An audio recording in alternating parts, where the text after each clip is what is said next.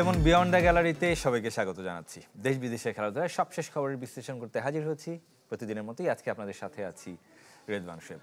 দর্শক নিশ্চয়ই জানেন যে আজ বাংলাদেশ ভারত দ্বৈরথ, যদিও এশিয়ান কাপ বাছাইয়ে খুব একটা গুরুত্বপূর্ণ নয়, দু দলই ইতিমধ্যেই ছিটকে গেছে। তবে ঐতিহ্যের কিংবা সম্মানের বা বর্তমানে বাংলাদেশের যে পারফরমেন্স তার নিরিখে অবশ্যই একটা রাইভালরি বলা যায়, এবং আমরা সাউথ এশিয়ান ডার্বি বলছি এই ম্যাচটাকে। আমরা সেই ম্যাচটা নিয়ে আলোচনা করব বাংলাদেশের জয়ের সম্ভাবনা কতটুকু।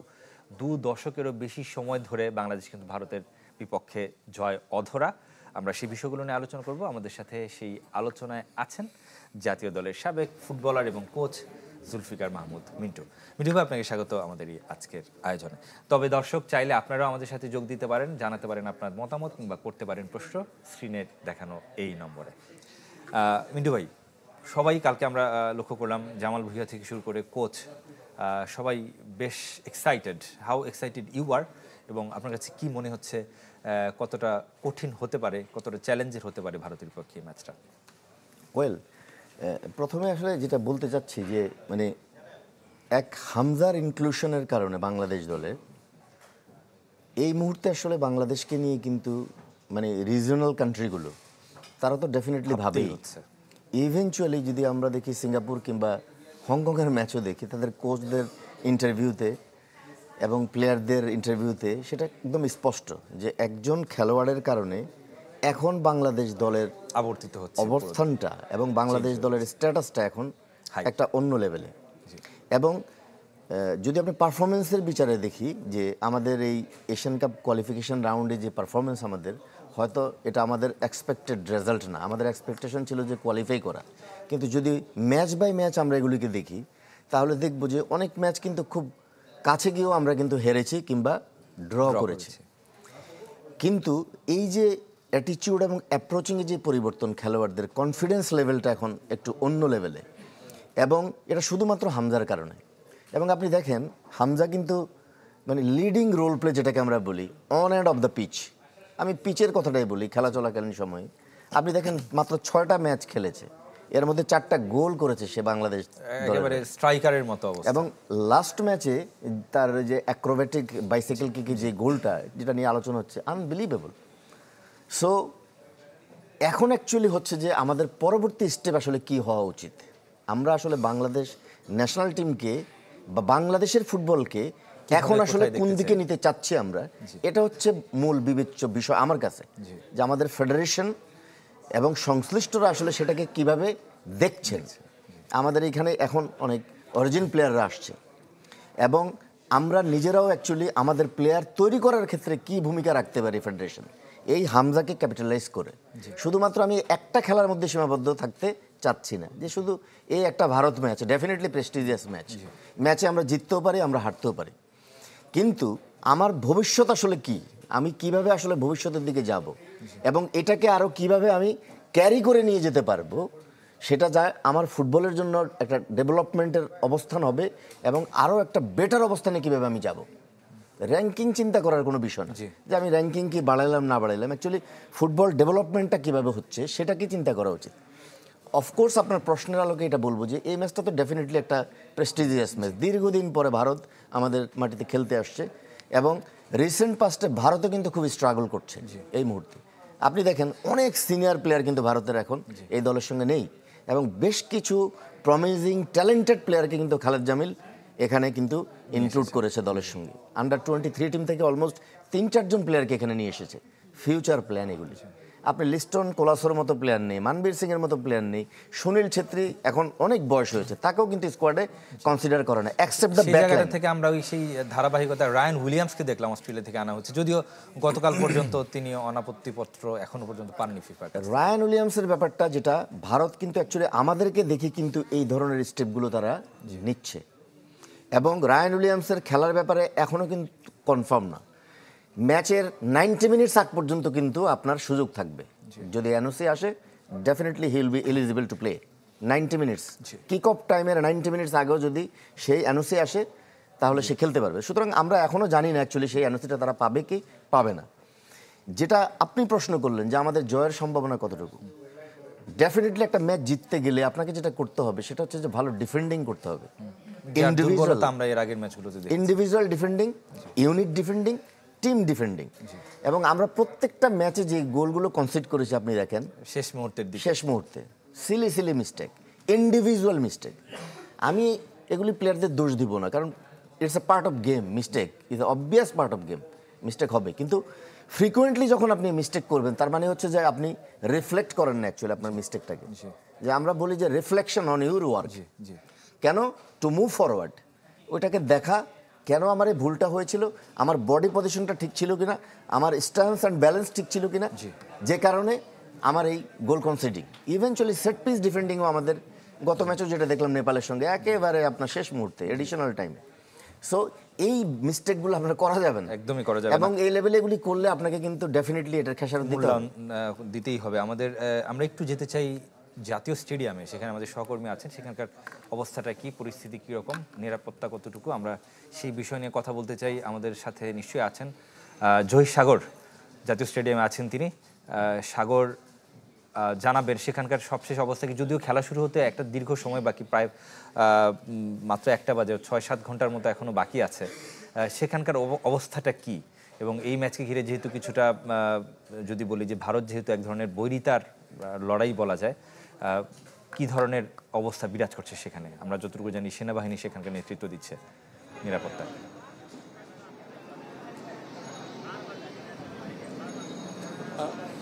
রেদওয়ান শোয়েব, এই মুহূর্তে আমি দাঁড়িয়ে আছি জাতীয় স্টেডিয়ামের 3 নম্বর গেটে। আপনি দেখতেই পাচ্ছেন আমার পিছনে 3 নম্বর গেটের সেই ফলকটা দেখা যাচ্ছে।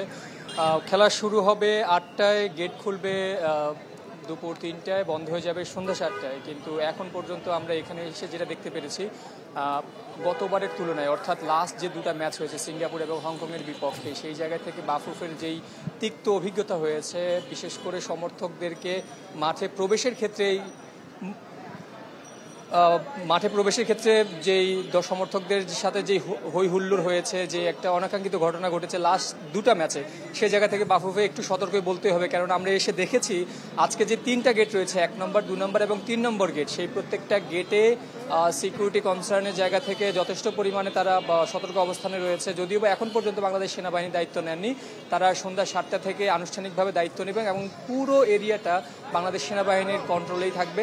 এর আগ পর্যন্ত অন্যান্য যে স্ট্রাইকিং ফোর্স, বাংলাদেশ পুলিশ অথবা এলিট ফোর্সেস যারা রয়েছে, তারা অলরেডি মাঠে এসে দায়িত্ব বুঝে নিচ্ছেন। এবং একটা আলাদা যে বিষয়টা আজকে খেয়াল করলাম আমরা 1 নম্বর গেটে, বিশেষ করে বাইতুল মোকাররম এবং গুলিস্তান যে গেটটা, সেখানে আমরা দেখেছি যে আসলে দর্শকদের লেনটা ঠিক রাখার জন্য তারা সেখানে একটা তার কাটার বেড়ার ব্যবস্থা করেছে। কারণ আমরা গতবার দেখেছি আসলে দর্শক হইহুল্লোড় করে ঢুকতে গিয়ে আসলে অনেকে টিকিট ছাড়া ঢুকে গিয়েছেন, অনেকে আহত হয়েছেন এবং অনেকেই আসলে তাদের বিভিন্ন জিনিসপত্র খোয়া গেছে, হারিয়ে গেছে। সেই জায়গা থেকে বাফুফে খুবই সতর্ক বলতে হবে। আর এবার কালোবাজারি টিকিট রোধে কিন্তু বেশ সতর্ক অবস্থায় রয়েছে এবং টিকিট ছাড়া যেন কেউ না ঢুকতে পারে সেজন্য কিন্তু আয়োজকরা। সাগর, অসংখ্য ধন্যবাদ আপনাকে। সাগর, সবশেষ খবর জানাচ্ছিলেন জাতীয় স্টেডিয়াম থেকে ভারত বাংলাদেশ ম্যাচের। একটা ছোট্ট বিরতির সময় হয়ে গেল আমাদের ক্লেমন্ট বিয়ন্ড দ্য গ্যালারিতে। ছোট্ট একটা বিরতি নিয়ে ফিরছি। দর্শক, ফিল্ম ক্লেমন্ট বিয়ন্ড দ্য গ্যালারিতে আমরা আলোচনা করছি বাংলাদেশ ভারত দ্বৈরথ নিয়ে। আজকে এশিয়ান কাপ 22-এর ম্যাচ রয়েছে, এই বছরের বাংলাদেশের শেষ ম্যাচ। আমরা আলোচনা যাওয়ার আগে দর্শকের একটা ফোন কল নিয়ে নিতে চাই। দর্শক নিশ্চয়ই শুনতে পাচ্ছেন, লাইনটি কেটে গেছে। যাক, মূল আলোচনায় যাই। মিন্টু ভাই, আপনি বলছিলেন হামজাকে কেন্দ্র করে আবর্তিত হচ্ছে অনেকটা জাতীয় দল। তবে হামজা ইতিমধ্যেই 6 ম্যাচ খেলে ফেলেছেন, 4 গোল তিনি করেছেন, তবে কোনো জয়ের দেখা পায়নি এখনো পর্যন্ত। না, ওই যে যেটা আমরা আলোচনা করছিলাম অ্যাকচুয়ালি, যে জিততে হলে ডেফিনেটলি আপনাকে ডিফেন্ডিংটা ভালো করতে হবে।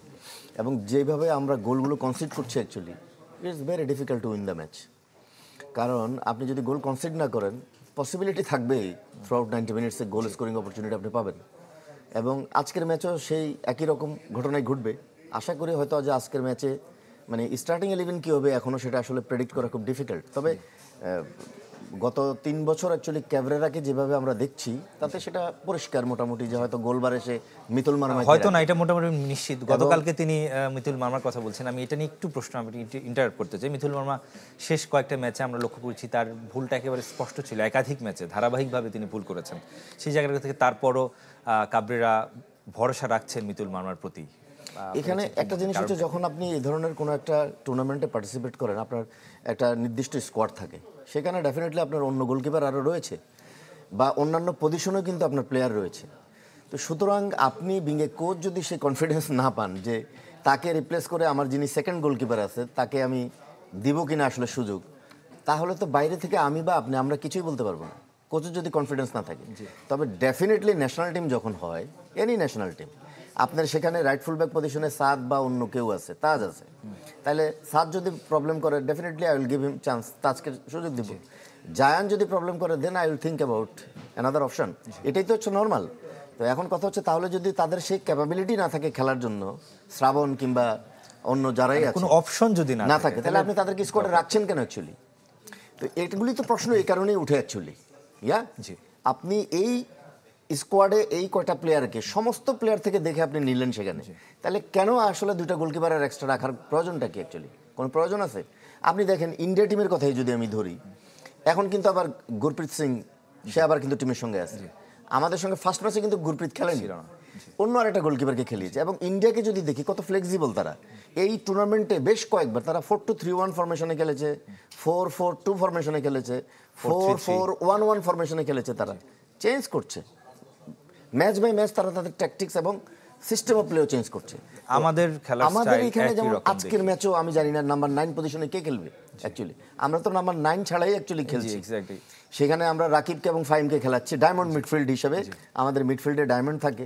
কিন্তু আজকের ম্যাচে অ্যাকচুয়ালি কী হবে, আমি এটা আমার পার্সোনাল ওপিনিয়ন, যদি মোরসালিন ফিট থাকে, if he is fit then I will put him on the number 9 position, যেটা আমরা হংকংয়ের সাথে করেছিলাম, মনে পড়ে আমাদের এখানে যখন আমরা গোল কনসিড করেছি, দেন সেকেন্ড হাফে যখন আমরা সাবস্টিটিউটগুলো করলাম, মোরসালিনকে কিন্তু আমরা পুশ করেছি। তাহলে মোরসালিনকে যদি নাম্বার 9-এ দিই, তার পিছনে যদি শামিদ সোম থাকে, এক পাশে ফাহিম, এক পাশে হচ্ছে রাকিব, মাঝখানে হচ্ছে হামজা, এবং হামজার সময় অন্য আরেকজন midfielder, either Jamal Bhuiyan or whoever it is.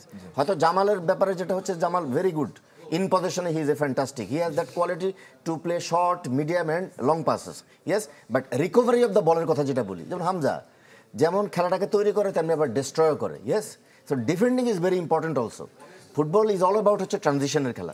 So coach actually এটাই ডিসাইড করবেন বিং এ কোচ, যে what will be my best composition, player composition. So এগুলি হচ্ছে ওনার উপরে ডিপেন্ড করবে অ্যাকচুয়ালি। আমরা হয়তো বাইরে থেকে আলোচনার জন্য আমরা বলতে পারি, যে অ্যাজাম্পশন করতে পারি যে এগুলি করলে হয়তো করা যেতে পারে, but at the end of the day he has to take his decision with the discussion with his coaching staff. তাহলে আমার মিতুল মার্মা যদি এখন একটু শেকি থাকে বা একটু প্রবলেমের মধ্যে থাকে, ডেফিনেটলি এটা আরও চাপের ম্যাচ হবে আজকে, কারণ ইন্ডিয়ার সঙ্গে ম্যাচটা একটা নার্ভের খেলা হয় এখানে, এবং অ্যাট দ্য সেম টাইম এখানে এক্সপেক্টেটার্স থাকবে, ক্রাউড একটা হস্টাইল এনভায়রনমেন্ট তৈরি করবে।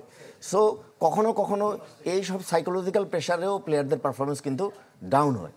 সো এমনিতেই যেহেতু সে একটু আনকমফোর্টেবল মিতুল বেশ কয়েক ম্যাচ ধরে, সো আপনার যদি অপশন থাকে you should give him chance, otherwise আপনি তাকে এখানে রাখছেন কেন এই স্কোয়াডে অ্যাকচুয়ালি? এটা হচ্ছে মানে সিম্পল। আমার আপনার কাছে কি মনে হয়, আপনি বলছিলেন যে এই ভুলগুলো যদি শুধরে উঠতে পারে সেক্ষেত্রে ভারতের বিপক্ষে একটা ভালো কিছু করা সম্ভব।